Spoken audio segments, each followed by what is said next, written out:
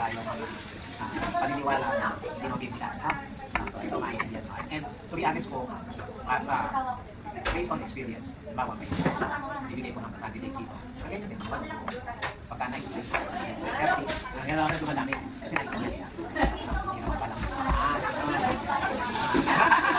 ikaw makinig ka. Ang anak niya, wala pabaptize din, no? Oo, sa Pilipinas kami, dalawang anak, pabaptize niya. Pray muna tayo. Lord, maraming po salamat sa pagkakataon ko. Ibinigay niyo po sa amin. Hindi po namin makunawaan ang baptismo ng Panginoon. Biblically, ano po sasabi niyo at dapat namin makunawaan sa Panginoon. Dapat yung desisyon, Panginoon, nawa, Panginoon, kalooban mo po na ang Espiritu mo po ang magturo sa amin na kung hindi pa po kami napapabaptismuhan o kung kami napapabaptismuhan na dati, Panginoon, na hindi kami makunawaan ang tama. Ito po ang bibigyan namin ng kapabihan, Panginoon, sa ambiyan nito. Ito po ang gusto namin magbigyan ng Lord. O na po ang magiging desisyon namin. Nawa, Panginoon, na kalooban mo po sa amin, sa aming buhay bilang Kristiyan. Mga namin sa buhay. Okay, so muna, hindi natin what is the meaning of baptism. Ito po ay hindi po religion. May approach yung baptism natin sa relation. Relations po sa So what is baptism? Baptism that's dalawang bagay po ang ginagawa. Baptismo ng pagkakaan. Sabi po dito, number 1, it illustrates God's paglibig sa Kanya at pagkabuhay ng Kanya. It illustrates, kumbaga binibigay sa atin ang ilustrasyon. Ano ang baptismo? Ito po ay nasa Biblia. Kasi ay buhay ulit. Ito po ang baptismo. Once dahil po ang sin, he was buried, but he rose. Ito po ay sabihin ng baptism. Colossians 2:12, sabi, having buried with him in baptism, in which you were also raised with him through your faith in the working of God to raise him from the dead. Ito po ay baptismo. Ilustrasyon po. No, the Bible says po daw, so when you were baptized, you were buried with Christ. And then, in baptism, you were also raised with Christ. Ito po ang ilustrasyon mo. No, kasi siya ay ibig na buhay na ulit. Sa baptismo po, ikaw daw ay you were baptized by being buried with Christ. Tulad niya. And then you were raised from the dead. Ito po yung ibig sabihin ng baptism. In this life po, we baptize the way they did in the Bible. We put people all the way under the water. Yun po yung talaga siguro. Huwag tatanong, paano yung pag-wistis? Hindi naman yun. Nasa ospital, hindi naman pwede nurse sa water. At may mga sa bahay na hindi talaga pwede ilubog sa tubig. Pwede naman yan. Kaya lang, as much as possible, gagawin po natin yung ginagawa sa Bible. No, hindi mo lubog, we put people all the way under the water. It's a symbol because it's a symbol of burial and resurrection. Ang lang po yun. No? Just like Jesus Christ died and he was buried in the ground for 3 days and then rose again. Yun ang una. Baptism does it. Pangalawa, baptism illustrates a new life sa Christian. 2 Corinthians 5:17. Alam po natin na when anyone becomes a Christian, he becomes a brand new person inside. All life has passed away. Yun po yung pangalawa. O yung una, pag-ibog, dahil sa hindi tayo, hindi. Pagkabuhay na magulit, yung pangalawang ilustrasyon po, is the way na bago din buhay. Ilustrasyon lang ito, no? Ilustrasyon lang, no? In the Bible, there was no such thing as a person claiming to be a Christian. Bible, no? There is no such thing. If you claim to be a Christian and then not be a Christian, wala ko lang. No? I-explain ko mabuti, no? Ibig sabihin, hindi ka, at kung naging sabihin ng Christian, hindi ka naman Christian. Sa Bible, wala ko nun. At naging Christian, pinabaptismuhan. It was a decision that you have to make. You were baptized as soon as you give your life to Christ. No? Yun, no? Sabi po doon, by our baptism, we were buried with him and shared his death. Sa Bible, in order that just as Christ was raised from the dead, so we also may live a new life. It doesn't, ito po, baptism doesn't make you a Christian. Okay? It shows you already believe. No? Ibig sabihin po yan, magiging Kristiyano ko pag pinabaptismuhan ako. Hindi po. No? Wala akong sa Bible. No? So, ibig sabihin, baptismo ka dahil alam mong Kristiyano ka. And I want to tell everyone, Kristiyano ka. Declaration na yun. No? So, it doesn't make you a Christian. It just shows that you are a Christian na. Okay? Maliwanag po yun, no? Hindi po katulad ng mga kabalyan natin, ay, nabaptismohan ng anak ko, Kristiyano na. Ano? Siya po ay Kristiyano. Kaya siya baptismohan. Okay? So, it doesn't make you a Christian, but it shows you are a Christian. May kakaiba na? So, ang importance, ano po ang importance of being baptized? Why should we do that? Kaya dito po magkatapos ng explanation ko, dumadami. Why should I be baptized? Mark 1, sabi ko dito. At the time Jesus came from Nazareth and was baptized by John the Baptist. Tandaan nyo, Diyos to. No? Si Cristo, Diyos. Nagpapaptize ko. No? So, hindi tayo sabi, we have to follow Jesus Christ. Yung mga ginagawa niya, siya mismo ang pabaptize eh. No? Why was Jesus baptized? Tanong, bakit sino pabaptize? Para ba mailigtas? para ba maging ligtas? Hindi. Hindi naman niya kailangan kaligtasan. He was sinless man, di ba? Hindi ko kaligtasan. Kaya naman tayo kailangan kaligtasan because we are sinful. This is why he was baptized. In order to save him? No. He did not need to be saved. He was a perfect man, sinless man. Kaya nga, yun ang baptism does not save you. Okay? It is a symbol of obedience. No? Symbol of obedience. And it's an example that we are to do what Jesus has done. No? Yun po yun, no? Example, nagbigay siya ng example. Ako nga nagpabaptize eh. Hindi ko nga kailangan malitas yan. Ano? Kayo pa. So, kung bago the example of Jesus, hindi ko baptize. Yan, sabi ko kanina, there was no such thing in the Bible that declare you a Christian that hindi ka magpabaptize.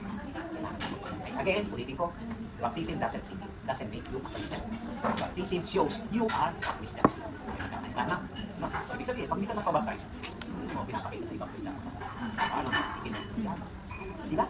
Yeah. So, okay. Importance of being baptized muna to follow the example of Christ. Yung pangalawa, because Christ commands us. Inutos niya. Sabi niya, do you really love me? If you love me, obey me. Di ba? Ikinuman niya to, Christ command that every Christian should be baptized. Ulitin ko, nakasahin ko lang po Matthew 20:19-20. Sabi po dito, Jesus said, go then to all every people and make them my disciples. Baptize them in the name of the Father, the Son, and the Holy Spirit, and teach them to obey everything I have commanded. Malinaw na malinaw. You need to baptize them. They need to obey everything I have commanded. Kinukuman ko, baptize mo sila. Diba? So, pangalawa, importansya na tayo na mabaptize, inutos na yun. Sino naman ako para sa mga? No, these are the three things that church commanded to do. Make disciple, help people, ibig sabihin, make disciple, help people to come to know Christ. Okay? O yun. Pangalawa, baptize them. No? And then pangatlo, help them grow up. Yun po yun.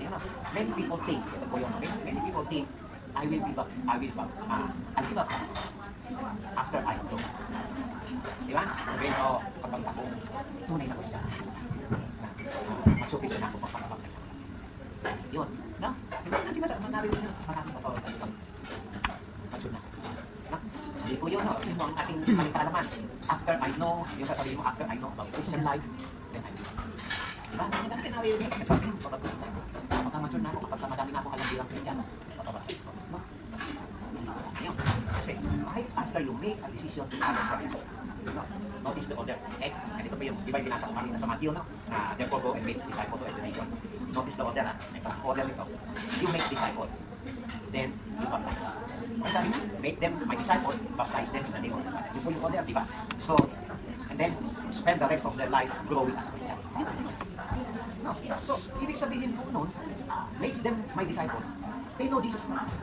Immediately after that, baptize them. And then, in pangatlong order, spend the rest of their life growing as a Christian. Yun ang order. Hindi sa tayo po. We grow as a Christian, then tayo baptize. Hindi. Hindi. Ang order, get to know, make them my disciple. Ibig sabihin, tinapat nila si Cristo. Ligtas at Panginoon. Baptize them. Then, spend the rest of their life growing as a Christian. Yun ang binasa natin kanina. Yun order. Hindi po natin pwedeng pagbalik-balik pa rin. So, yung pangatlong dahilan, bakit I should be baptized? Ito pinamalaga. It demonstrates that I am really a believer. O yun, the Bible says, sabi ko sa we know this about scripture na, hindi tayo makita. Sabi ng Acts 2, verse 41, those who accepted His message were baptized. Where about 3,000 were added to them. Ito po yung Pentecost. So those who received His word were baptized. So malinaw po yun na those who accept the word, those who accept that He is the Lord, they will baptize. No? Again, ulitin ko po, baptism does not make you a Christian. Okay? Baptism just shows that you are a Christian. No? Okay? Illustration. A wedding ring doesn't make you married. Diba? Wedding ring, it doesn't make you married. Diba? It's a symbol of a commitment that you made to the spouse. No, that you are married. Symbol man yan. Diba? But this doesn't make me a married. It's a symbol. No? Baga kayo, one day, hindi pa kayo nakapagkakaroon. One day, you will made a commitment of your spouse, with your husband, before God, and a bunch of a lot of people that said, I will give my life to Him in front of God for the rest of my life. Hindi naman po yung commitment mo. The commitment, that commitment is what makes you married. At that time. Diba? So that thing po, if I were to lose my ring, I'm still married. Diba? So, this is what baptism is. Baptism is the outward symbol of the inward commitment. Yan. No? Ano yung commitment ko inward? Pag sinabi ko sa asawa ko, kumita ko for the rest of my life, yun. That makes me better. Pero yung din ko, outward symbol lang. Ganun din po ang baptism. It's an outward symbol lang po of your inward commitment. That baptism doesn't make you saved. Baptism shows you are saved. Okay? So yun po yun, no? That's what baptism is all about. Baptism doesn't make you a Christian. It's just an outward symbol of the inward commitment that you make. Jesus Christ our Lord. No? It's your commitment to Christ that saves you, not baptism. No? Baptism is just telling the world, I am not ashamed to tell the whole world what happened to me. I gave my life to Christ. No? Yun po yun. No? It's just telling all the people. So, mali po yung tayo po ay lumaki ng mga Katoliko din, no? Naman natin Pilipinas, majority Katoliko. Kristiano na, nabaptisuhan siya, nabigyan natin, so that's no? Kristiano ka, mababaptisin ka. No? It doesn't make you a Christian. Baptism doesn't save you. No? No? That's what baptism is about. Baptism is like an advertisement for Jesus. It's saying, I am not a slave of Jesus Christ. Kaya ang sabi ni Jesus Christ, if you are a slave of me in front of the world, then I'll be a slave of you in front of my Father. Kaya ikaw ay gusto. But again, baptismo doesn't make you a Christian. Because you are a Christian. The Bible says, we know that we have come to know Him if we obey His commandments. We know that we have come to know Him if we obey His commandments. How do you prove that you are a Christian? You obey His commandments. And one of His commandments is be baptized. Yan lang yan eh. Yan lang naman yan eh. So, na-request, why should I be baptized by Him? So, there are lots of ways. Ito nga, there are some churches, sabi ko nga, that sprinkle a little water to the forehead. Sa akin naman, hindi ko na kasi sa sitwasyon. Alam mo, hindi pwede dito po. Meron din mga sister, okay lang. Yan naman, hindi naman kailangan. Just a symbol again, no? Just a symbol. So, some people, some church will sprinkle a little water to the forehead. Some po a little water, some dip a little bit. No? So, why do we believe in GS Grace Life Church that should be baptized by that? I give you one reason. Okay? One reason. One major reason that we baptized by them because Jesus Christ was baptized that way. Yun lang yun eh. Just para Jesus. Pwede tularan. Di ba? Sabi mo, ginawa ko yung kaya. No, Jesus Christ was baptized that way. We want to do it the way they did it in the Bible. Sabi po dito, sa Bible lang, pakita lang natin Bible Jesus Christ. As soon as Jesus was baptized, He went up out of the water. No? Paano siya angat sa tubig kung hindi naman siya lulubog? Diba? So, sabihin, lulubog sa tubig. No? John the Baptist baptized him in the river. That way. Sabi ko ng Bible, as soon as Jesus was baptized, He went up out of the water. So, pagka umangat siya, hindi ka naman pwede siguro umangat na hindi ka lumubog. No? Simple lang yun. Kaya yun, Jesus was baptized that way. Ano ang Bible? Dalawa, every baptism in the Bible was by nature. Every baptism. Example, sabi po doon, both Philip and the man went down in the water and Philip baptized him. Then they came out of the water. Ito na naman. Kumangat sa lupa sa tubig. Sabi, hindi lubog. Yung taong yun, with belief. That's immersion. No. And, pangatlo, yung baptize. Kung hahanapin po natin yung Greek word niya, anong meaning nun? Literally, it means deep under water. Yan ang ibig sabihin ng baptism eh. Deep under the water. Gawin natin. Yung sabi sa Bible, pang-apat na tingnan pa. It is best symbolized the burial and the resurrection. Baga, nilibig at namatay na mamuli. Tinilubog at lumutan. Yan, immersion. Ngayon, the question, who should be baptized? Sabi po dito,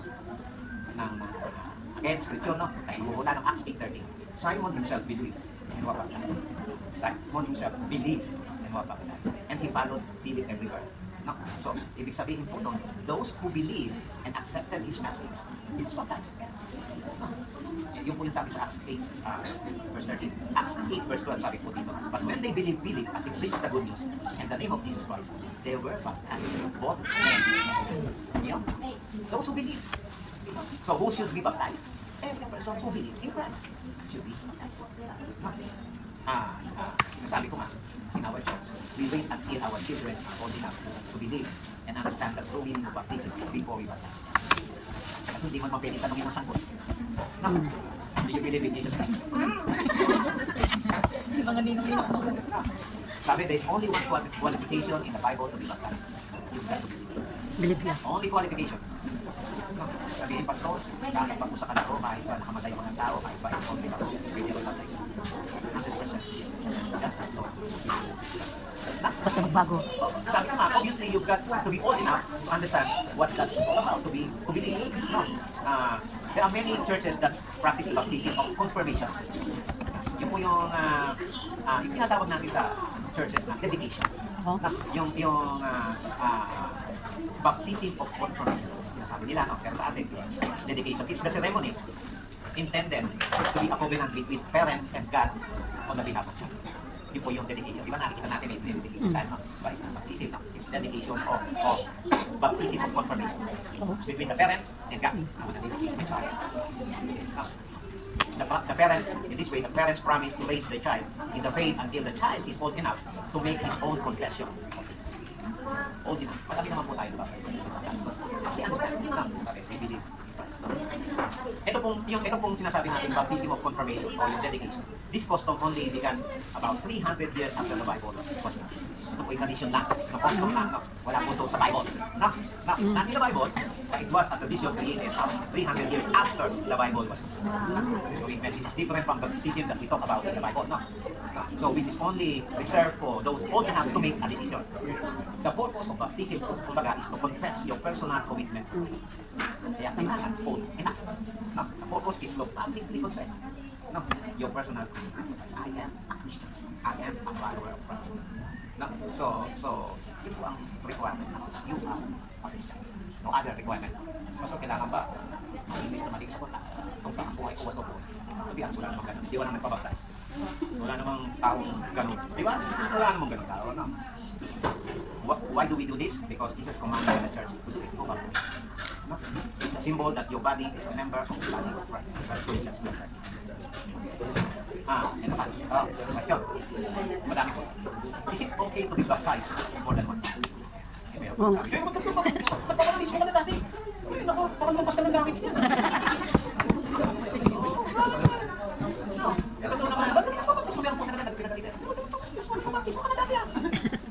So I often have an example of instances like a wife who was baptized when she gave her life to Jesus Christ. But now, her husband wants to be baptized. And she wants to be baptized again with him. Kaya lang, pwede ba ako magbabaptize? 101%, yes. Now, why? There is no law in the Bible that says you can only be baptized once. Wala kayo. Punta ka sa Israel, pinakita mo yung Jordan River when Jesus Christ baptized by John the Baptist. Kasi talagang ginawa nila baptist talaga. Baptist, pwede ba? Kasi, you can be baptized. There is nothing wrong with that. It's not like that you sin to do it again. Hindi ka po nagkasala. So, is it, sabi ko nga, is it Talaga yung tubig. baptized more than once? A new believer should be baptized once in obedience to the command of Jesus Christ. No, Tubig yun. some people, however, may have been baptized earlier in their life. No, infant baptism. O even, pwede ko yan, yung girlfriend niya, nagpabaptize, sama na ako, babaptize na rin ako. Na, ganun naman talaga, kaibigan mo, nagpabaptize. Sige, sama ka na, baptize mo ulit. Kasi, walang mawawala sa akin. Ganun naman, di ba? Ganun mawawala. So, they baptize without understanding the significance of baptism. Or perhaps they did not truly repent or receive Jesus Christ as their Savior. In such cases, it is very important to be rebaptized. It's a public profession. This time, I am a believer of Christ. Rebaptized. Also, a backslider, a prodigal son, who after naging Christian siya, tapos, naligaw na lang dahil. Is it appropriate that he be baptized? As long as he understands that baptism does not save him. As long as he understands that baptism does not make him a Christian. Baptism again is a symbol and a sign that you are a Christian. Okay? As long as he understands, baka backslider siya, gusto mo baptismo para magiging ito siya ko. No, then I will not baptize you because it will not save you. O yung kahalagahan, no. Remember, water baptism itself does not save anyone. Rather, water baptism po is a public, outward demonstration of person's repentance and second faith, the inward commitment. It's the outward demonstration of the inward commitment. No? Yung po yung baptism, no? So, let me conclude with this one. Water baptism is a profession of faith in Jesus Christ. A profession of faith. Mana ng kalatayaan, tapos Lord of Cristo. Although water baptism does not save me,